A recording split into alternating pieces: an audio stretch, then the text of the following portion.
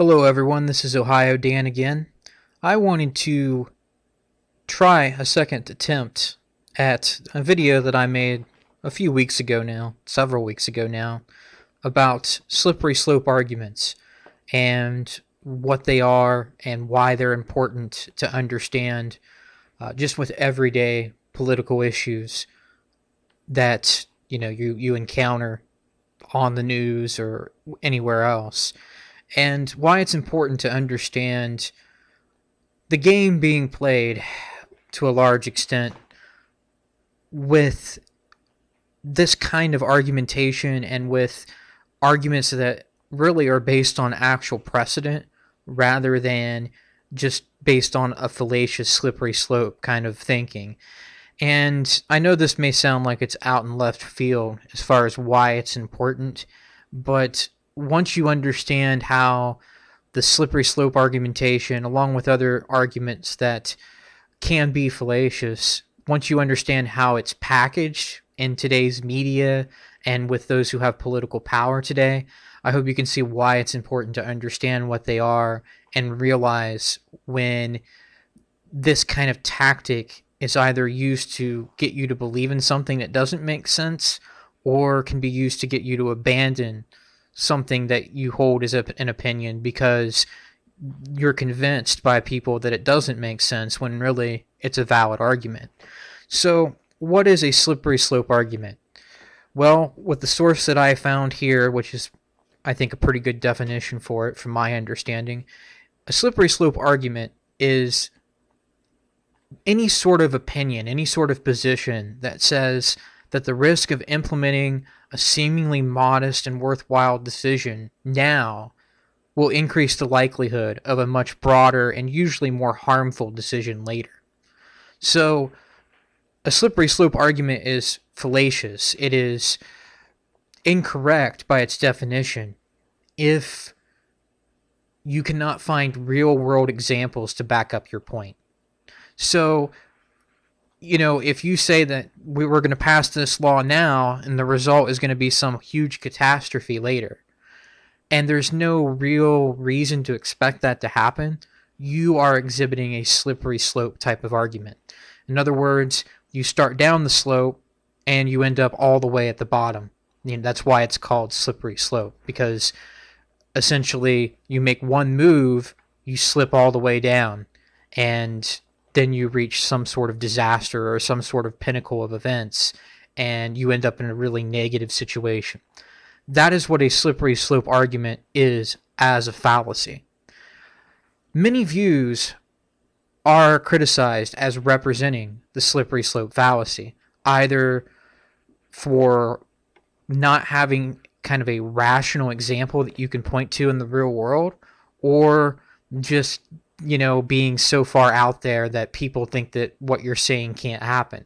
And a lot of people will put red pill arguments of various kinds into this category if they don't see how the dots are connected and don't see how a particular event can happen if you start off with one law or one sort of political policy.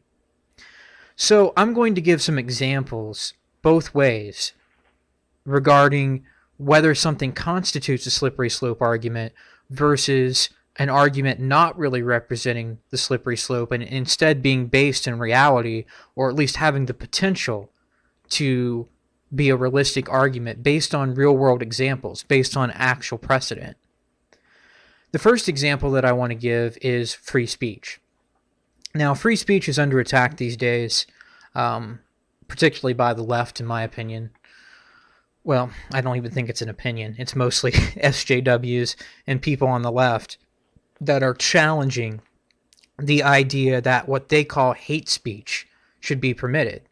Now, if you have people inciting violence or people saying that they want to cause immediate harm or danger to you, it makes sense to say, well, this kind of behavior, this kind of activity, this kind of speech is not protected by the First Amendment.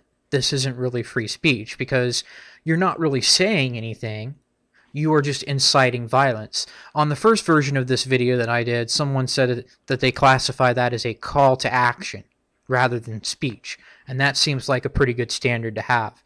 So it's not really reasonable to say, if someone would make the claim that, well, you can't tell people not to yell fire in a crowded movie theater because that infringes upon that person's free speech rights, that would be a slippery slope argument. That position would be invalid in all likelihood, because you could have people, say whatever they want politically and socially, and even have that be unpopular. You can still have a legal basis for permitting that without, allowing for people to incite violence, or to say, I'm going to make this threat against you, or to say that something that freaks people out basically and causes a lot of damage and a lot of negative outcomes. So that would be a slippery slope argument. But if you're labeling anything that you don't like as hate speech, you are exhibiting, you support limiting, I should say, free speech of people who have unpopular views or who may just not like you. But you're trying to make that illegal, and you see this with various SJW cultural Marxist movements. You're trying to make that illegal on the basis of gaining political favor, of gaining the upper hand in terms of which narrative is allowed socially and which narrative isn't allowed. So when you classify things as hate speech, when they don't include actual threats made against people, when they don't include, inciting violence or saying something that really isn't a political view, it really isn't speech at all, just to, basically create an atmosphere where people are going to do harmful things to one another, these kinds of ideas aren't protected by free speech. But if you're just saying that anything you don't like that someone has to say about you is hate speech, and therefore that's not protected by any sort of free speech law, that doesn't represent the slippery slope argument. If you say from that point that that's infringing upon free speech rights. In other words, anything can be classified as hate speech if the people who are making the laws decide that they don't like it. And so that is a very dangerous road to go down. And, the question becomes, what is and what isn't hate speech? And the answer is usually that the people who control the media, the people who control whatever is politically acceptable, whatever is politically correct, are going to decide what is hate speech and what isn't hate speech. And then you see people like Hillary Clinton saying that everyone who doesn't like her or likes Trump in particular was deplorable and all that kind of stuff. Because essentially the idea is everybody who supports Trump is a hater and we want to silence them. And I'm actually not really a Trump supporter, but that's what we can see going on. The media and other people who have political and social pull, they are able to decide what is and what isn't hate speech, from an SJW, ultra liberal kind of perspective.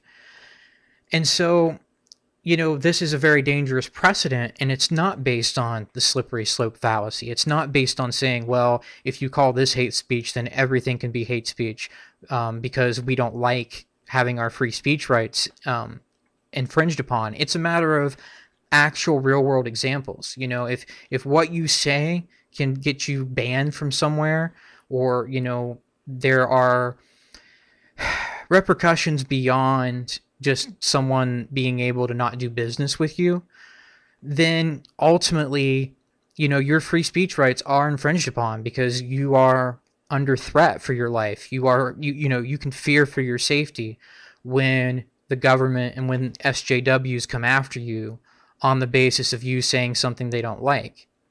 So the difference, again, between slippery slope and actual precedent with free speech is that if someone is actually inciting violence, or, is just basically talking crap without saying anything that represents any sort of political freedom, then that's probably not protected under any sort of free speech law.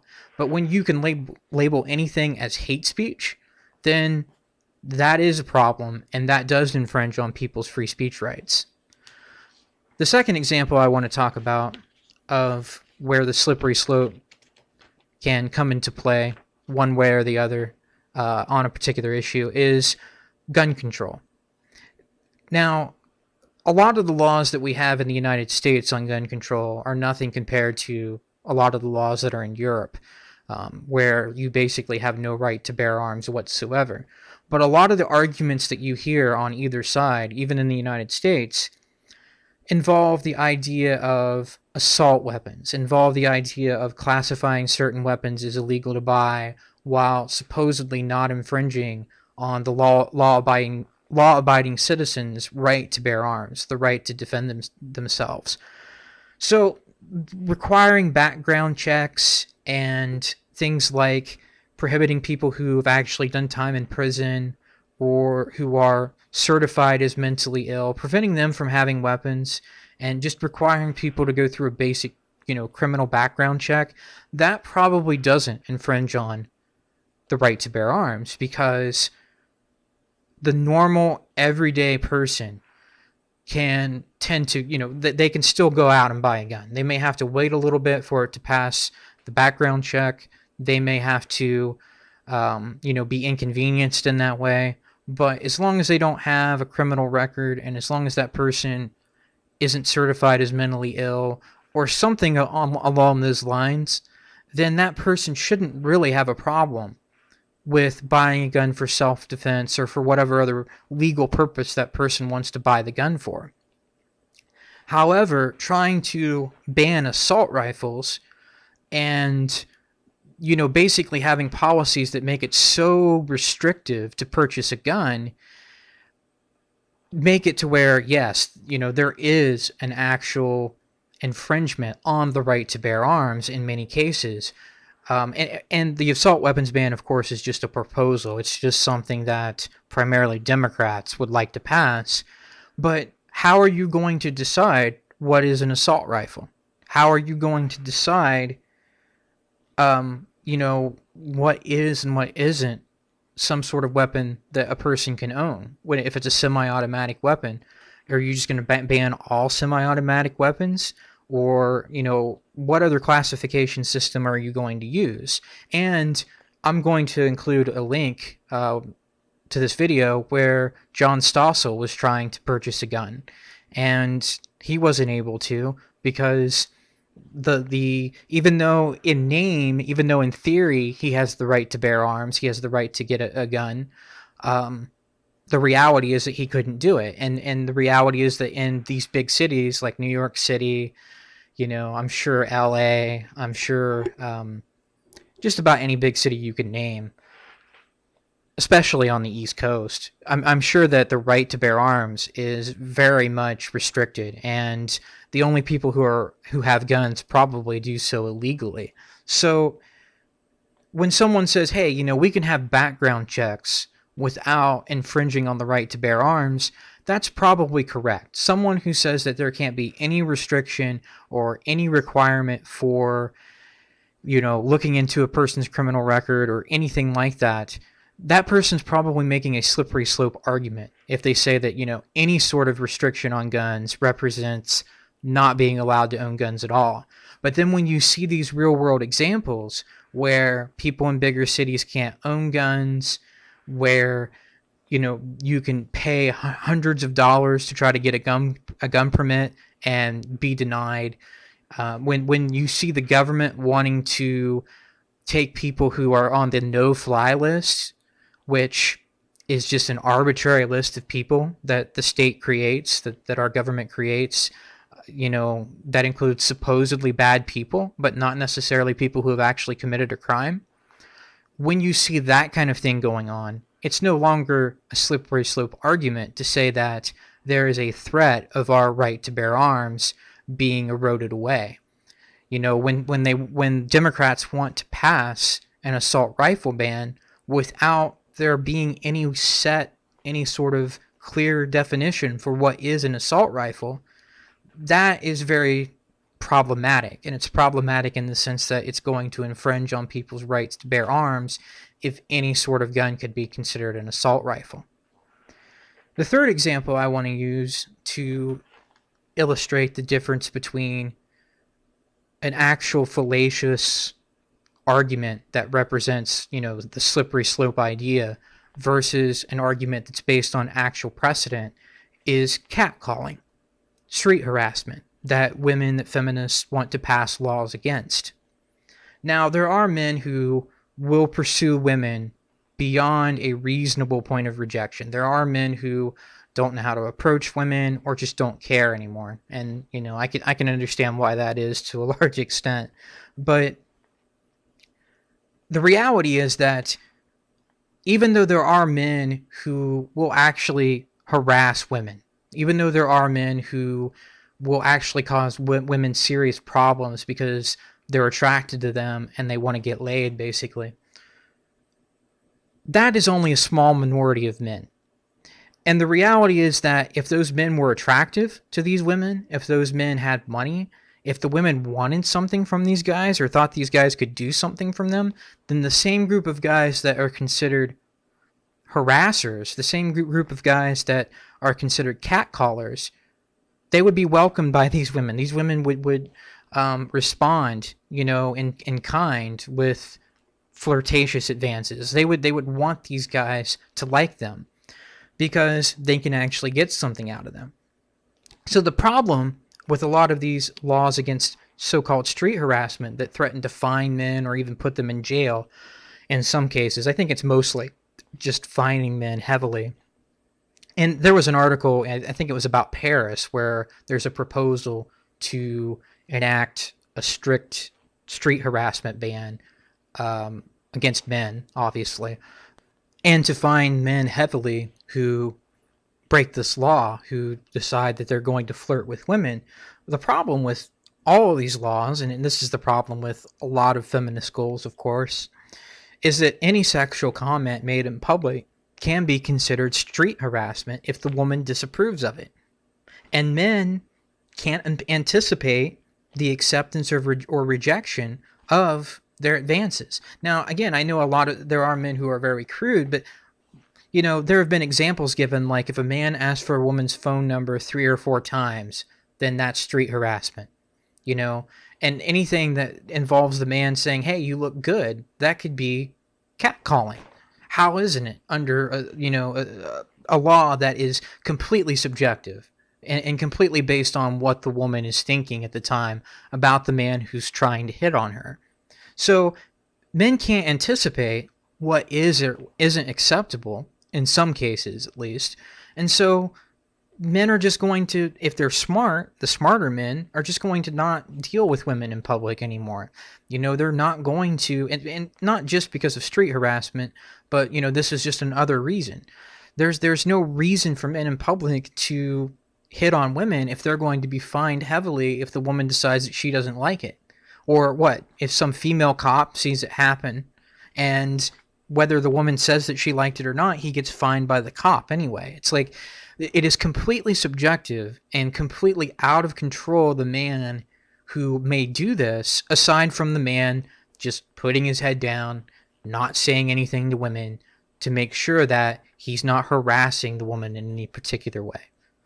And of course, the end result for all of this is going to be that women say that all the good men are gone, and we don't know why men don't find us attractive. Why can't they catcall? I think even like Anita Sarkeesian or one of these other big feminists recently said or said somewhere that, she misses the catcalling and blames patriarchy for it, of course.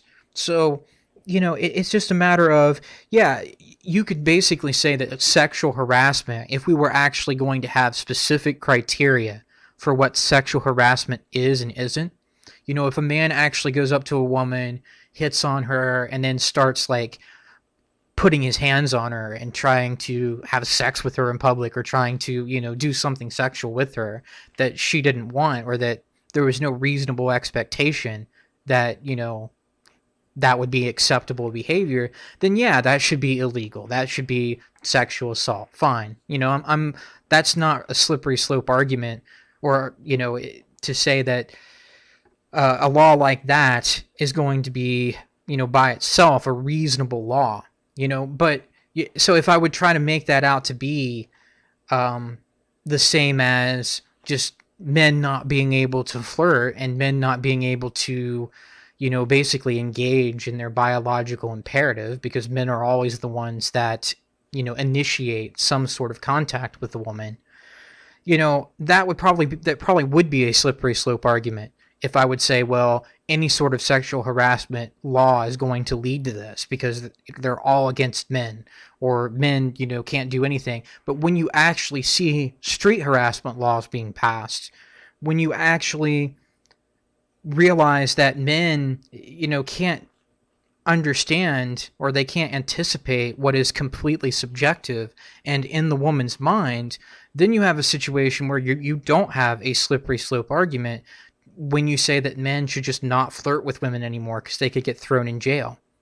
And similar things go along with this when it comes to, the working environment and how men need to deal with women there and just be careful. And, just false accusations galore if you live with a woman based on domestic violence. Basically, you as a man have to protect yourself in these situations, and it's not a slippery slope reasoning that gets you there. It's seeing what's actually going on in the real world and seeing that, it's unhealthy to basically trust women. It's unhealthy to, particularly with, hitting on them in public, or just having any sort of, doing anything that could upset the woman, because ultimately if you upset her, she can just go to the police and you can go to jail, or you can be fined for street harassment, or whatever the case may be based on the topic that you're looking at. The bottom line is that men can't know what the woman is thinking, and so it's not a slippery slope argument to say that men should just avoid women in all of these situations. So, what are the conclusions that we can draw? Well, basically, those who control the narrative, those who control information, the media, government leaders, people who have a lot of money, like George Soros, obviously. He's the number one example that comes to mind anyway. These people control what is considered to be a valid versus an invalid argument. So if you take something like street harassment, feminists, basically just want men to have no power in the dealings that they have with women. Feminists would never admit this, but that's what it is. It's a supremacist movement, and women who consider themselves feminists, they don't want men to have any sort of power in the relationship that they may have with her. So what you end up with is political leaders who are voted in by these women and by men who have completely left their masculinity behind, beta men, cucks, whatever you want to classify them as. These are the people who basically put these laws into place. They're the ones who elect the leaders that then pass these sort of laws against street harassment, that, want the Duluth model to be implemented as the domestic violence law of our time. Basically, people who are irresponsible and who just want power. And so these political leaders, like I say, they listen to the money, they listen to the idea, or they go along with whatever is convenient for growing the power of the state, and they create a narrative along with the media that supports leftist causes for the most part, that supports big government, and they create what is and what isn't acceptable. So street harassment now can in actuality, if you're an individual man looking at something like street harassment, you can be arrested for just about anything that you say in public to a woman. But the narrative is still going to be that women are victims. The narrative is going to be that, oh, this is a slippery slope idea. Men shouldn't just give up on flirting with women. Men should just learn how to do it right. Men should just learn not to be violent. There's this toxic masculinity that they need to control. That's going to be the narrative. And you're going to be told, men in general are going to be told, since this is the example that I'm using, that this represents a slippery slope way of thinking, that you're not going to get thrown in jail just because you live with a woman, or you're not going to get divorced, raped, you're not going to get fined on the street because you tell a woman that she looks good, and yet all the laws in place will allow this to happen. Gun control is the same way. You're going to have people tell you, oh, you have the right to bear arms. You can go out as long as you don't have a criminal record and buy any sort of legal weapon and defend yourself with that weapon or use it for any other legal purpose.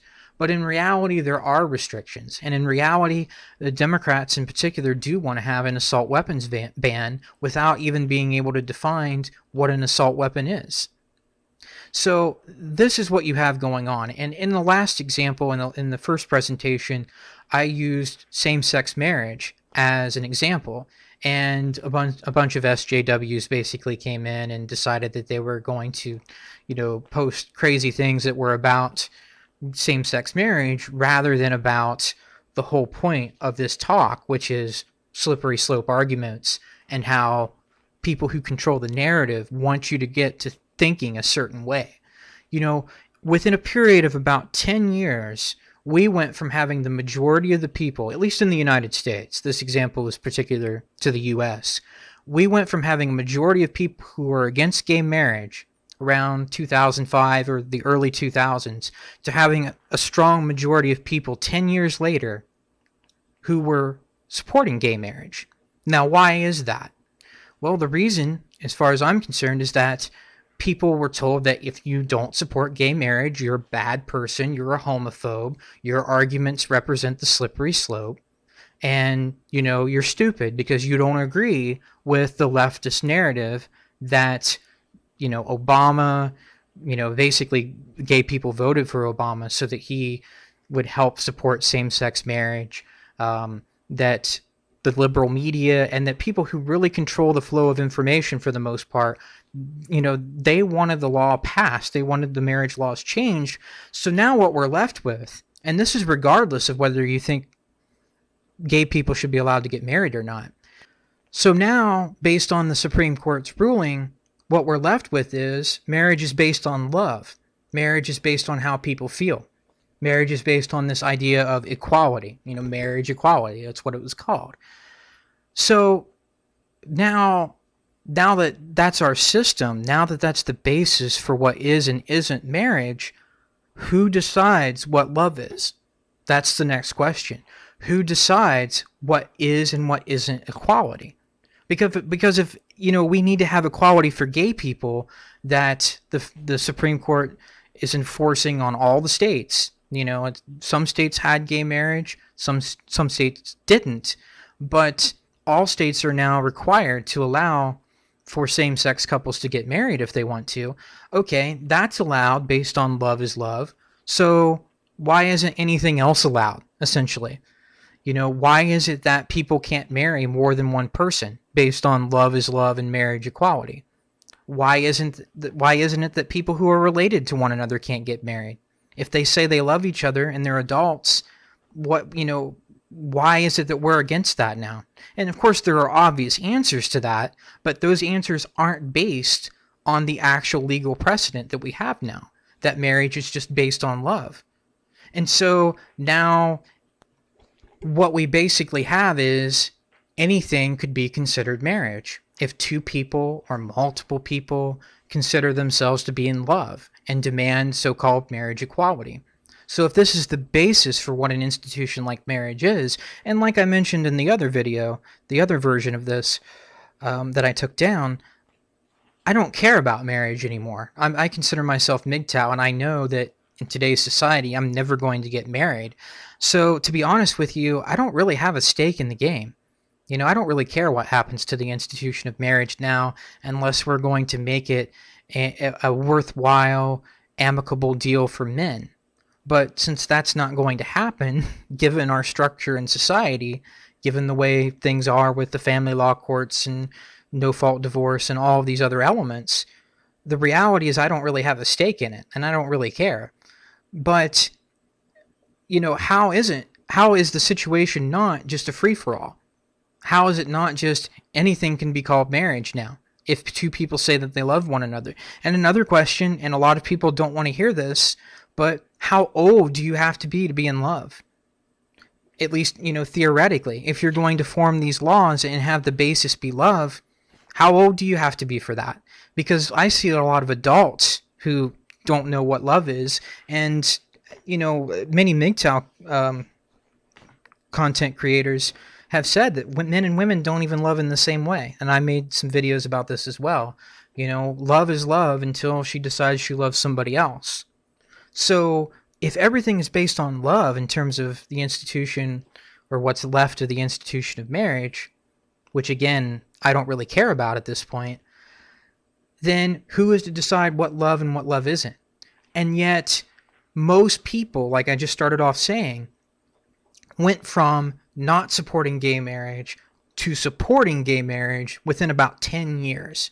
And the reason for that was because the left-wing media and those, President Obama and those who had political power basically shook their finger at everyone and said, you have to support gay marriage. That's the main reason. 10 years is not long enough for a significant cultural change based on, kind of elements that you normally have within a society, within a culture that will lead to a change. This was based on the media just supporting this, as far as I'm concerned. Now, you can disagree with me. That's another major point that I want to make in the conclusions on this topic. You can disagree with me on any or all of these issues. That's fine. You can think that, marriage is still somehow strong, although most people who watch this video won't think that anyway if they're MGTOW. You can believe that, there is no threat to take our guns, that is a slippery slope argument. But the point that I want to make is that you have to see what this kind of argument entails. What is a fallacious argument based on just making a connection between things that aren't really connected versus actually having precedent in the real world to show that the point of view that you have is actually valid and that people are trying to essentially brainwash you, gaslight you into thinking that, your view is not acceptable because it makes you a homophobe or it makes you a racist or a sexist. So, you have to pretend that women are equal to men in every way because you're sexist if you don't think that. Or, if you don't think same-sex marriage makes any sense based on love, if you think that foundation for what marriage should be is just horribly flawed because it basically opens Pandora's box and can allow for anything that's considered love, you're bad. You're a homophobe if you think that. So, those who control the narrative will determine, in many cases, what viewpoints are valid or invalid according to the people who have control over the information, the media and the state. And, most people will not connect the dots. Most people will not see that really the views that are expressed by the media or by, those who have political power, those aren't the only valid views. And you have to come up or should come up with your own perspective on why you support something or oppose something.